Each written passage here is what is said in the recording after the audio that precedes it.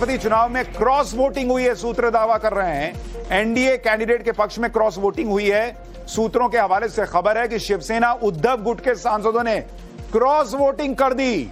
सूत्र बता रहे हैं एनसीपी के शरद पवार गुट के सांसदों ने क्रॉस वोटिंग कर दी।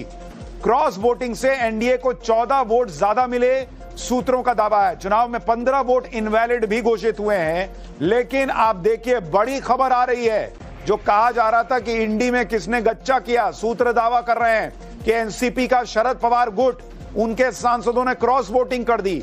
उद्धव ठाकरे के सांसदों ने क्रॉस वोटिंग कर दी बॉस, यानी इंडी की नाव में छेद कर दिया उनके अपने लोगों ने। खैर, उपराष्ट्रपति चुनाव के लिए पीएम मोदी समेत तमाम बड़े नेताओं ने आज वोट डाले। अमित शाह, जेपी नड्डा, राजनाथ सिंह, लोकसभा स्पीकर ओम बिड़ला, सभी ने उपराष्ट्रपति चुनाव के लिए आज वोट डाला। वहीं सोनिया गांधी, राहुल गांधी, प्रियंका वाड्रा, मल्लिकार्जुन खड़गे, अखिलेश यादव, वो सब भी वोट डालने पहुंचे। उपराष्ट्रपति चुनाव की वोटिंग शुरू होने से पहले ही इंडी गठबंधन को उस वक्त झटका लगा जब पीयूष गोयल से मुलाकात के बाद वाईएसआर कांग्रेस के चीफ जगन मोहन रेड्डी ने एनडीए कैंडिडेट सीपी राधाकृष्णन को समर्थन देने का ऐलान कर दिया। वाईएसआर कांग्रेस के भी 11 सांसद हैं, वो भी कहे कि हम एनडीए वाले को देंगे।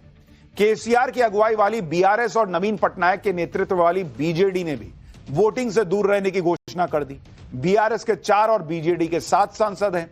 इसके अलावा इकलौते सांसद वाली शिरोमणि अकाली दल ने भी उपराष्ट्रपति चुनाव के बॉयकॉट का ऐलान कर दिया। यानी यहां भी एक तरीके से एनडीए के समर्थन में ये लोग चले गए इनडायरेक्टली। बीजेडी और बीआरएस के वोटिंग में हिस्सा नहीं लेने के ऐलान से कांग्रेस में बेचैनी साफ नजर आई। कांग्रेस नेता उदित राज ने लिखा कि बीजेडी और बीआरएस ने उपराष्ट्रपति चुनाव के मतदान में भाग न लेने का ऐलान किया है। इस तरह से बीजेडी खुद खत्म होकर बीजेपी के लिए रास्ता प्रशस्त कर रही। तो भाई, उनको जो ठीक लगा उन्होंने किया। आपका कैंडिडेट ही ऐसा था। लोग कह रहे थे कि भाई वो कैंडिडेट ऐसा है कि जो अर्बन नक्सल के साथ रहा है, सलवा जुडूम खत्म करने का फैसला दिया है, ऐसे आदमी को क्यों वोट दें? कई लोगों को लगा होगा। अब आप ये भी देखिए कि मलेशिया दौरे से लौटने के बाद राहुल गांधी भी उपराष्ट्रपति चुनाव में वोट डालने पहुंचे। बीजेपी ने राहुल गांधी का एक वीडियो भी शेयर किया जिसमें राहुल गांधी, सोनिया गांधी और मल्लिकार्जुन खड़गे के साथ वोट डालने के लिए पहुंचते नजर आ रहे हैं। वहां खड़े कुछ लोग वोटिंग के लिए रास्ता बताते हुए आगे बढ़ने का इशारा भी करते दिख रहे हैं। लेकिन राहुल गांधी अचानक दूसरी तरफ चले गए, जिसके बाद एक शख्स राहुल गांधी को बुलाने के लिए उनकी तरफ भागता हुआ नजर आया। बीजेपी ने इस वीडियो को शेयर करते हुए कैप्शन लिखा, क्या कंफ्यूजन है। मतलब बीजेपी कह रही है कि सब बता रहे हैं कि इधर वोट डालना है, साहब उधर किधर चले गए। जब राहुल गांधी वोट डालकर बाहर निकले तो उनसे रिपोर्टर ने वोट पर और उनकी विदेश यात्रा पर सवाल पूछा। राहुल गांधी भड़क गए, रिपोर्टर से कहने लगे क्या वो बीजेपी के लिए काम करता है। सुनिए एक बार Rahul Gandhi. Rahul ji, cast your vote sir, you cast your vote, like to tell us What would you like to say? Sir, you're back from a foreign tour. You working for the BJP? Rahul Gandhi पत्रकारों के सवाल तभी तक देते हैं, सवालों के जवाब तभी तक देते हैं जब तक उनके मन का सवाल हो। जैसे ही एक सवाल पूछिए कि भाई आप विदेश से लौट आए, तुम बीजेपी के आदमी हो जी। इंडी गठबंधन ये जानता था कि वो हारी हुई लड़ाई लड़ रहा है और आज उपराष्ट्रपति चुनाव की वोटिंग के लिए पहुंचे इंडी गठबंधन के नेताओं ने के बयानों ने भी साफ कर दिया था कि वो हार मान चुके हैं। आप भी कांग्रेस नेता रेणुका चौधरी, सपा प्रमुख अखिलेश यादव और आरजेडी सांसद मनोज झा को आप सुनिए, आपको समझ में आ जाएगा कि क्या होना था। हार जीत अलग बात है। इलेक्शन में हर एक को हारना है, एक को जीतना है, तो वो अलग बात है। मगर नैतिक तौर से जीत हमारी है। हमारा कैंडिडेट बहुत अच्छा आदमी है और आज के दिन बीआरएस को शर्म के जैसे मरना, कहीं चुल्लू भर पानी ढूंढ के जाए। नंबर्स नहीं, सवाल ये कि आप संविधान बचाने के लिए, लोकतंत्र बचाने के लिए, और जो कुछ घटनाक्रम है हम उसमें नहीं जाना चाहते हैं। लेकिन अब उपराष्ट्रपति नया होगा, नए के लिए हम लोगों ने वोट डाला है। संघ का विधान चलेगा या संविधान चलेगा, फैसला वहां होना है। आंकड़े अगर संविधान के पक्ष में नहीं आते हैं तो ये सामूहिक चिंता का विषय होनी चाहिए। इनका कैंडिडेट जीतेगा तो संविधान के पक्ष में आंकड़े, नहीं तो नहीं है। क्या हिसाब है बॉस? आपने कैंडिडेट खड़ा किया, आपको पता है आपके पास नंबर नहीं है। एक्चुअली ये लोग इसलिए भी ये सब चुनाव करते हैं, इधर उधर चुनाव लड़ने में अपना कैंडिडेट खड़ा करते हैं ताकि कार्डर का मनोबल बना रहे। वरना भाई उसको लग गया कि हम तो अभी आने ही वाले नहीं है बहुत साल तक, तो क्या करेगा? फिर ठंडा पड़ जाएगा, मशीन ठंडी पड़ जाएगी। इसलिए कुछ कुछ करते रहो, लड़ते फिरते रहो वाला हिसाब। उपराष्ट्रपति चुनाव में सबसे पहला वोट डालकर एनडीए कैंडिडेट की जीत का श्री गणेश करने के बाद पीएम मोदी एक और मुद्दे पर विरोधियों का मुंह बंद करने के मिशन पर निकल गए। पीएम मोदी ने आज बाढ़ प्रभावित हिमाचल प्रदेश और पंजाब का दौरा किया। सबसे पहले हिमाचल प्रदेश पहुंचे। उन्होंने लैंडस्लाइड और बादल फटने की वजह से हुई तबाही का हवाई सर्वे किया। इसके बाद उन्होंने राहत और बचाव के काम में जुटी एनडीआरएफ और एसडीआरएफ की टीम के साथ बैठक की और हादसे से हुए नुकसान की पूरी जानकारी ली। पीएम मोदी ने आपदा से प्रभावित परिवारों से मुलाकात कर उनका दर्द भी सुना। इस दौरान पीएम मोदी ने आपदा में अपने माता पिता को खोने वाली 11 महीने की बच्ची को गोद में भी लिया। हिमाचल प्रदेश के बाद पीएम मोदी ने बाढ़ प्रभावित पंजाब का दौरा किया।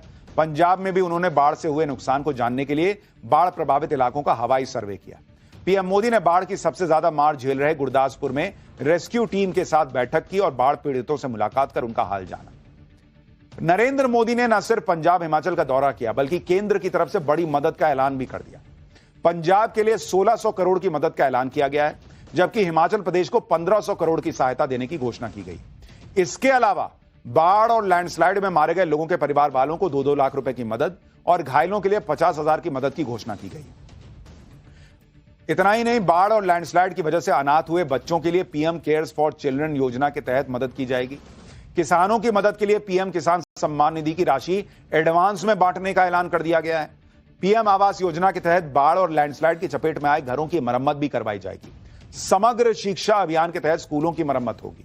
इसके अलावा बाढ़ और लैंडस्लाइड की वजह से जिन हाईवेज को नुकसान हुआ उनकी मरम्मत करवाई जाएगी। यानी जो लोग ये कहते हैं कि अरे पंजाब में तो अपोजिशन की सरकार है, हिमाचल में अपोजिशन की सरकार है, इसलिए मोदी ध्यान नहीं दे रहे, ध्यान भी दिया और जो एक प्रधानमंत्री का फर्ज है वो भी निभाया कि हां मदद की जाएगी। उपराष्ट्रपति चुनाव में इंडी गठबंधन के साथ क्या खेला हो गया ये आपको आगे बताऊंगा, लेकिन साथ में यह भी बताऊंगा कि नरेंद्र मोदी कैसे एक ही काम पर रुकने वाले नहीं है। इधर नरेंद्र मोदी ने एनडीए के कैंडिडेट को उपराष्ट्रपति चुनाव में वोट डाला, उधर वो पंजाब हिमाचल के दौरे पर निकल गए जहां पर बाढ़ बारिश से तबाही आई हुई है। जो लोग कह रहे थे कि पीएम तो विदेश के दौरों में व्यस्त है, अफगानिस्तान को मदद भेज रहे हैं, पंजाब को नहीं देख रहे, हिमाचल को मदद नहीं कर रहे, उन सभी की राजनीति को आज नरेंद्र मोदी ने एक झटके में खत्म कर दिया। आज की जबरदस्त राजनीतिक हलचल की एक एक तस्वीर आपको दिखाऊंगा। पहले ट्रेलर देखिए।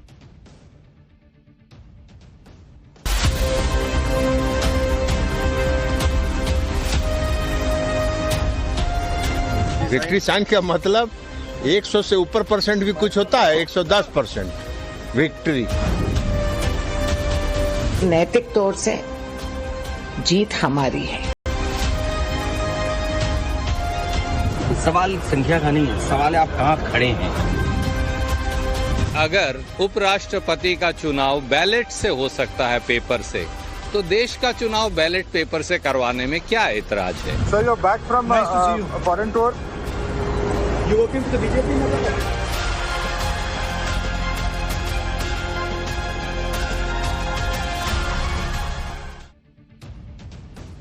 इस बार जो उपराष्ट्रपति चुनाव था वो कोई सामान्य चुनाव नहीं था।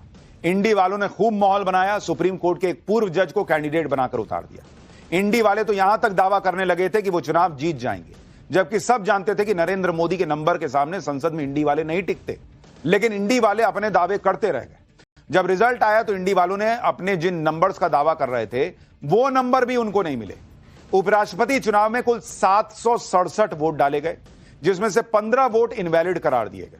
कुल 752 वैलिड वोटों में से एनडीए कैंडिडेट सीपी राधाकृष्णन को 452 वोट मिले, जबकि इंडी गठबंधन के कैंडिडेट बी सुदर्शन को 300 वोट मिले। इस तरह सीपी राधाकृष्णन ने 152 वोट के अंतर से, मैसिव मार्जिन से उपराष्ट्रपति का चुनाव जीत लिया। उपराष्ट्रपति चुनाव में इंडी गठबंधन के साथ किस तरह खेला हो गया अब आपको यह भी बताता हूं। राहुल गांधी तो कहेंगे उनका वोट चोरी हो गया क्या, उनके लॉजिक के हिसाब से अगर आप देखिएगा इस चुनाव में क्या हुआ है जरा इसको देखिए। उपराष्ट्रपति चुनाव, उपराष्ट्रपति का चुनाव जो हुआ उसमें आपको बताता हूं कि किसके साथ क्या हुआ। अब आप देखिए एनडीए यानी नरेंद्र मोदी के नेतृत्व में जो एनडीए था, इनके लोकसभा में कितने सांसद हैं? इनके लोकसभा सांसद अगर आप देखिएगा तो वो है 293 लोकसभा में एनडीए के। राज्यसभा में कितने सांसद हैं? राज्यसभा में इनके सांसद हैं 134। तो दोनों जोड़ दीजिएगा तो ये कुल कितना बैठा बॉस?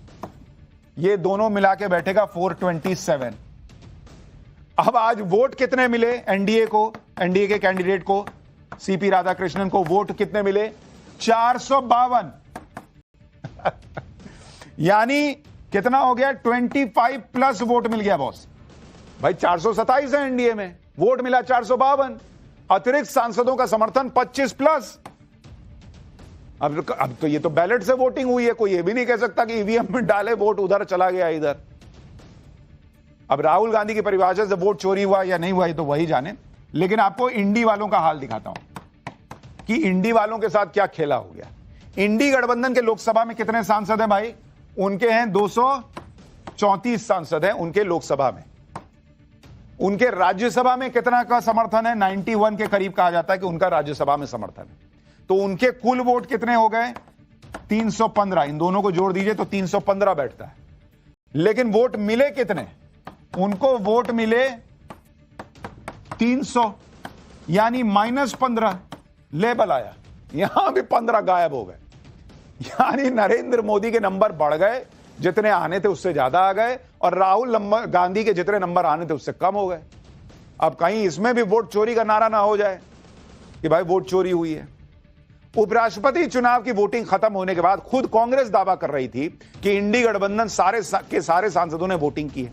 जयराम रमेश ने लिखा था कि उपराष्ट्रपति चुनाव के लिए वोटिंग खत्म हो चुकी है, विपक्ष एकजुट रहा, उसके सभी 315 सांसद वोटिंग के लिए पहुंचे।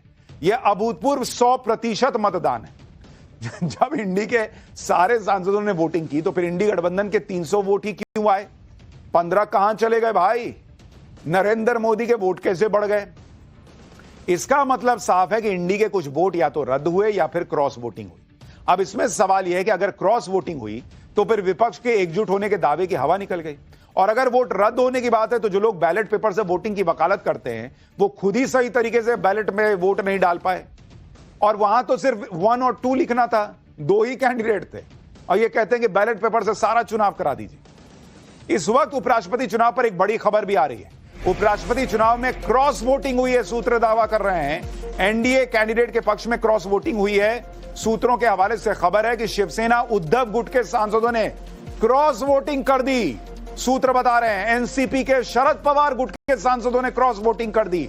क्रॉस वोटिंग से एनडीए को 14 वोट ज्यादा मिले, सूत्रों का दावा है। चुनाव में 15 वोट इनवैलिड भी घोषित हुए हैं। लेकिन आप देखिए बड़ी खबर आ रही है। जो कहा जा रहा था कि इंडी में किसने गच्चा किया, सूत्र दावा कर रहे हैं कि एनसीपी का शरद पवार गुट, उनके सांसदों ने क्रॉस वोटिंग कर दी।